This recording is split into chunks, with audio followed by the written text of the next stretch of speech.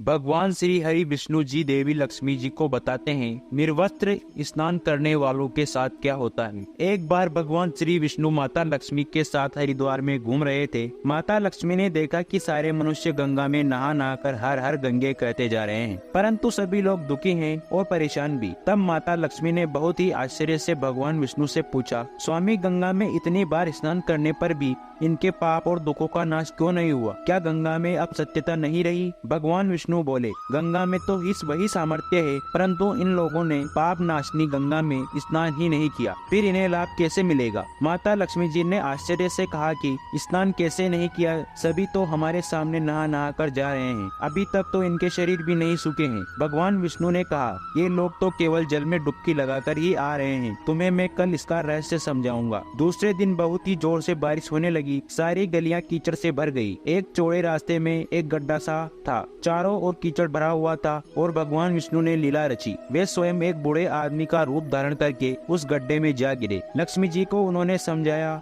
पर पास में बैठा दिया कि देखो, तुम लोगों को सुना सुना कर यूं पुकारती रहो कि मेरे बूढ़े पति अचानक गड्ढे में गिर पड़े, कोई पुण्य आत्मा इसको बाहर निकाल कर इनके प्राण बचाए और हम असहाय दंपत्ति की सहायता करे। और भगवान विष्णु ने यह भी समझा दिया कि जब कोई व्यक्ति गड्ढे में से मुझे बाहर निकालने को तैयार हो, तब इतना और कह देना कि मेरे पति सर्वथा निष्पाप है, इन्हें वही व्यक्ति छुए जो खुद की निष्पाप हो। यदि आप निष्पाप हैं तो इनके हाथ लगाएं, नहीं तो उनके हाथ लगाते ही आप स्वयं भस्म हो जाएंगे। लक्ष्मी जी तथास्तु कहकर गड्ढे से किनारे बैठ गई और आने जाने वालों को सुना सुना कर भगवान विष्णु की सिखाई हुई बात कहने लगी। गंगा में नहाकर लोगों के झुंड झुंड आ रहे थे और सुंदर युवतियां यूं ही बैठकर देखती। कुछ लोगों के मन में पाप आया और कुछ लोगों के धर्म का भय हुआ और कुछ लोग कानून से डरे और कुछ लोगों ने तो लक्ष्मी जी को यह भी कह दिया, मरने दे इस बूढ़े को, क्यों इसके लिए रोती है। और कुछ दयालु और चरित्रवान पुरुषों ने उस युवती के पति को बाहर निकालना चाहा, परंतु लक्ष्मी जी के वचन सुनकर वे भी रुक गई। उन्होंने सोचा कि हम गंगा में नहा कर आए हैं तो क्या हुआ, पापी तो हैं ही, वही हम सहायता करते समय भस्म न हो जाए। उनके पास कई व्यक्ति आए परंतु किसी का सहाय नहीं हुआ। सैकड़ों आए और सैकड़ों ने पूछा और चले गए। संध्या का समय हो चला, तब भगवान विष्णु ने माता लक्ष्मी जी से कहा, देखा आया कोई सच्चे मन से गंगा में नहाने वाला। तब थोड़ी देर बाद एक नौजवान युवक हाथ में एक लोटा लेते हुए हर हर गंगे कहते हुए आया। लक्ष्मी जी ने उन्हें भी वही बात बताई। उस युवक का हृदय करुणा से भर उठा। उसने भगवान विष्णु को बाहर निकालने की तैयारी की। लक्ष्मी जी ने उन्हें रोककर कहा कि भाई, यदि तुम सर्वथा निष्पाप हो तो मेरे पति को छूते ही तुम भस्म हो जाओगे। उसने उस समय बिना किसी संकोच किए हुए लक्ष्मी जी से कहा, माता, मेरे निष्पाप होने से तुम्हें संदेह क्यों हो रहा है? देखती नहीं, मैं अभी गंगा नहाकर आया हूँ, अभी तुम्हारे पति को बाहर निकालता हूँ। युवक ने लपक कर उस बूढ़े आदमी को ऊपर उठा लिया। भगवान विष्णु और माता लक्ष्मी ने उसे अधिकतम जाकर अपना असली रूप प्रकट कर दर्शन देकर निहाल किया। भगवान विष्णु ने माता लक्ष्मी से कहा कि इतने सारे लोगों में से केवल एक आदमी ने ही गंगा स्नान किया। उस दृष्टांत के अनुसार जो लोग बिना श्रद्धा और विश्वास के केवल दम के लिए गंगा स्नान करते हैं, उन्हें वास्तविक फल प्राप्त नहीं होता। परंतु इसका यह मतलब नहीं कि गंगा स्नान व्यर्थ जाता है। गंगा स्नान का बहुत पुण्य भी है। इसके बाद भगवान विष्णु ने माता लक्ष्मी से कहा, अब मैं आपको वो 12 बातें बताने जा रहा हूँ। जो मनुष्य इन 12 बातों को नहाते समय ध्यान करता है वह कभी भी दुखी नहीं रहता। उसके घर में लक्ष्मी का वास होता है, उसके घर में अपार धन संपत्ति आती है, घर में कभी भी लड़ाई झगड़ा नहीं होता है, उसका पूरा परिवार हंसी खुशहाली जीवन व्यतीत करता है। तब माता लक्ष्मी ने कहा, हे स्वामी, आप हमें 12 बातें समझाएं। इसके बाद भगवान विष्णु उन बातों को बताना शुरू कर देते हैं और माता लक्ष्मी ध्यान से सुनने लगती है। इसके बाद भगवान विष्णु बताते हैं, प्रिय, यह 12 बातें बताने के बाद में एक और बताऊंगा कि आप औरतें कपड़े खोलकर नहाती है, उनके लिए यह बात बहुत ही महत्वपूर्ण है। यदि आप इस बात को बहुत ही ध्यान लगाकर सुनना, तभी भगवान विष्णु अपनी बातें सुनाने लगते हैं। भगवान विष्णु कहते हैं, स्नान करने से शरीर निरोग रहता है और मन प्रसन्न रहता है। नहाने से चेहरे की क्रांति और शारीरिक आकर्षण में भी बढ़ोतरी होती है। अगर इस नित्य कर्म के दौरान कुछ बातों का ध्यान रखा जाए तो आध्यात्मिकता से भी ज्यादा लाभ पाया जा सकता है। नहाने में कार्य में इन बातों का ध्यान जरूर रखना चाहिए। नंबर 1, स्नान करने के बाद शुद्ध होकर पूजा पाठ आदि सभी कार्य करने के योग्य बनते हैं, इसीलिए सुबह ही स्नान करना चाहिए। नंबर 2, शास्त्रों में कहा गया है कि स्नान करने से 10 गुणों की प्राप्ति होती है। रूप, तेज,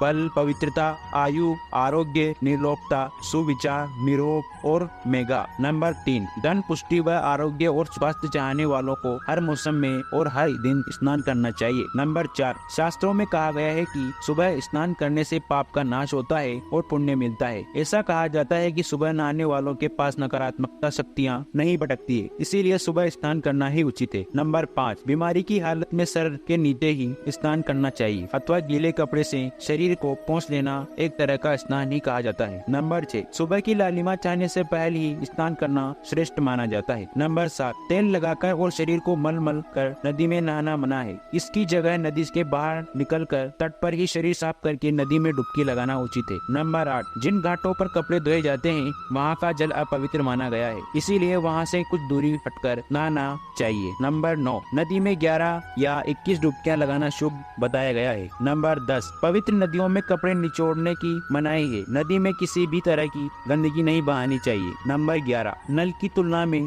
झरने का पानी झरने के पानी से ज्यादा किसी तीर्थ का पानी तीर्थ के जल से कहीं गंगा जल अधिक श्रेष्ठ माना गया है। नंबर 12, गंगा माता का कथन है कि स्नान करते वक्त कोई चाहे जहाँ भी मेरा स्मरण करे मैं वहाँ जल में आ जाऊंगी। इसके बाद भगवान विष्णु ने कहा, अब मैं आपको औरतों के बारे में बताने जा रहा हूँ। जो औरतें कपड़े खोलकर स्नान करती है, हिंदू धर्म शास्त्र में हर चीज के लिए कुछ नियम बनाए गए हैं। इन नियमों में से एक है स्नान को लेकर की गई बातें। ऐसा माना जाता है कि आम व्यक्ति को शास्त्रों के नियम के अनुसार पालन करना जरूरी है, जिससे उनके घर की सुख समृद्धि बनी रहती है और खुशहाली आती है और साथ में अपार धन बरसता है। माता लक्ष्मी प्रसन्न होती है। दरअसल हमारे शास्त्रों में ऐसी बातें लिखी गई है जिनका हम सदियों से पालन करते हैं चले आ रहे हैं, लेकिन उसके कारणों के बारे में हमें अभी भी पूरी जानकारी नहीं है। ऐसे ही नियमों में से एक है निर्वस्त्र स्नान करना। अपने अक्सर घर के बड़ों को ऐसा कहते सुना होगा कि कभी भी बिना कपड़ों के यानी कि निर्वस्त्र होकर स्नान नहीं करना चाहिए। अगर हम पौराणिक कथाओं की बात करें तो निर्वस्त्र की मनाही है। एक सबसे बड़ा कारण भगवान श्री कृष्ण के समय से जुड़ा हुआ है। पौराणिक कथाओं के अनुसार एक बार जब गोपियां सरोवर में स्नान कर रही थी और वे निर्वस्त्र थी, उस समय बाल कृष्ण ने गोपियों के सभी वस्त्र छुपा लिए। उस समय भगवान श्री कृष्ण ने उनके वस्त्र छुपा लिए। तब गोपियों ने अपने वस्त्र वापस लेने की प्रार्थना की। तब भगवान श्री कृष्ण ने उन्हें समझाया कि कहीं भी बिना वस्त्र धारण किए स्नान नहीं करना चाहिए, इससे जल के देवता वरुण का अपमान होता है। इसीलिए आपको निर्वस्त्र होकर स्नान करने की मनाही की जाती है। अगर आप नहाते समय यह सोचते हैं कि बंद कमरे में आपको कोई नहीं देख रहा है तो ऐसा गलत है, क्योंकि ईश्वर आपको हर जगह पर देखते हैं। और यदि आप निर्वस्त्र होकर स्नान करते हैं तो यह मुख्य रूप से जल के देवता वरुण का अपमान करने जैसा होता है। निर्वस्त्र स्नान से आपको पाप लगता है और आर्थिक एवं शारीरिक नुकसान पहुंचता है। यदि आप निर्वस्त्र स्नान करते हैं तो आपके शरीर पर नकारात्मकता ऊर्जा प्रवेश करती है और आपकी मानसिकता भी नकारात्मकता हो जाती है। इसीलिए हमेशा आपको यही सलाह दी जाती है कि आप नहाते समय कोई एक कपड़ा जरूर धारण कर ले, लेकिन बिना कपड़ों के स्नान नहीं करें, तभी आपके लिए बेहतर होगा। निर्वस्त्र स्नान करने से शरीर की सकारात्मकता ऊर्जा शरीर से बाहर निकल सकती है और इसका प्रभाव आपके शरीर के साथ आपके मन और मस्तिष्क पर भी होता है। गरुड़ पुराण के अनुसार जब आप स्नान करते हैं तब आपके पितृ यानी कि मृत पूर्वज आपके आसपास मौजूद होते हैं। यदि आप निर्वस्त्र होकर स्नान करते हैं तो आपको पितृ दोष लग सकता है। ऐसे स्नान करने से आपके पितरों की तृप्ति नहीं होती और आप यह घर में पितृ दोष का कारण बन सकता है और ये वस्त्रों से गिरने वाले जल को ग्रहण कर सकते हैं जिनसे उनकी तृप्ति होती है। निर्वस्त्र स्नान करने से पितृ अतिरिक्त नाराज होते हैं जिनसे व्यक्ति का तेज, बल, धन और सुख नष्ट होता है। इसीलिए कभी भी निर्वस्त्र स्नान नहीं करना चाहिए। पुराणों के अनुसार नहाने वाला पानी पूर्वजों के हिस्से में से पितरों के समक्ष बिना कपड़ों से नहाना माना जाता है। शास्त्रों में ऐसी मान्यता है कि यदि कोई निर्वस्त्र स्नान करता है तो माता लक्ष्मी उससे रुष्ट हो जाती है। इससे आपकी कुंडली में धन हानि के योग बन सकते हैं और आपकी आर्थिक स्थिति खराब हो सकती है। इसी कारण से आपको निर्वस्त्र स्नान न करने की सलाह दी जाती है और शास्त्रों में भी इस बात की मनाही है कि बिना वस्त्र के स्नान नहीं करना चाहिए। अगर दोस्तों आपको यह वीडियो पसंद आया हो तो वीडियो को लाइक कर एवं चैनल को सब्सक्राइब करें और कमेंट में ओम नमो भगवते वासुदेवाय नमः जरूर लिखें।